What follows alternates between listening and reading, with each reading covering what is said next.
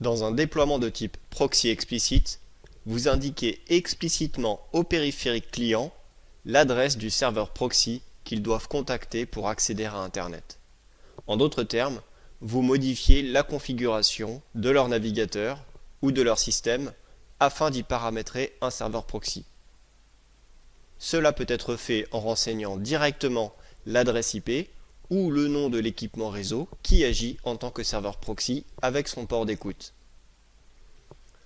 Cette configuration peut également être implémentée à l'aide d'un script de proxy dont l'adresse sera indiquée dans la configuration ou diffusée de manière transparente via le mécanisme de détection automatique WPAD.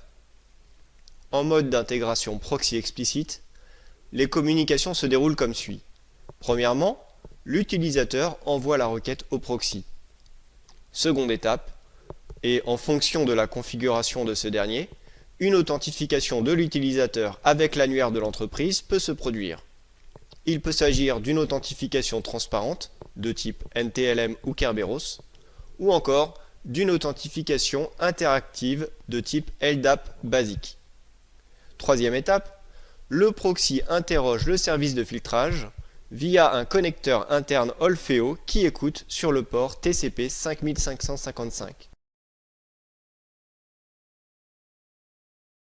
Cela permet d'établir un verdict qui dépendra des règles ou des politiques de filtrage configurées pour cet utilisateur. Par exemple, une action de type accès autorisé, bloqué ou encore accès autorisé avec un quota pourra être appliquée.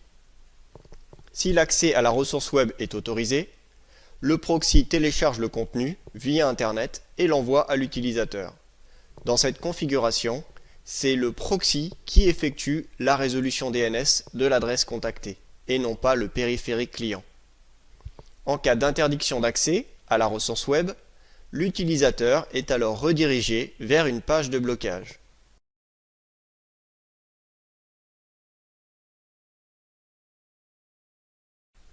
La configuration des navigateurs peut être réalisée de différentes manières. Par GPO, à l'aide des stratégies de groupe dans un environnement Microsoft Windows Active Directory. Avec cette méthode, vous pourrez paramétrer Internet Explorer, Microsoft Edge et Google Chrome. Il existe même un modèle ADMX spécifique pour Mozilla Firefox qui offre aussi cette possibilité de configuration de ce navigateur via les GPO.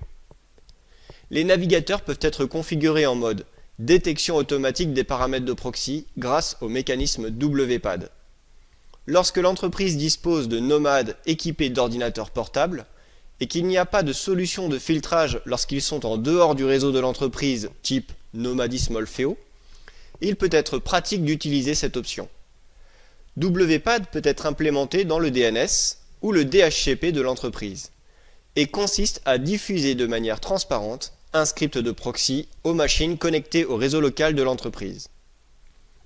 Les paramètres proxy peuvent aussi être déployés à l'aide d'une application de type Mobile Device Management, MDM, lorsqu'il s'agit de configurer des périphériques mobiles de type smartphone ou tablette. Enfin, les outils de gestion de parc, qui reposent sur un agent logiciel installé sur le périphérique client, sont aussi capables de récupérer des paramètres de proxy.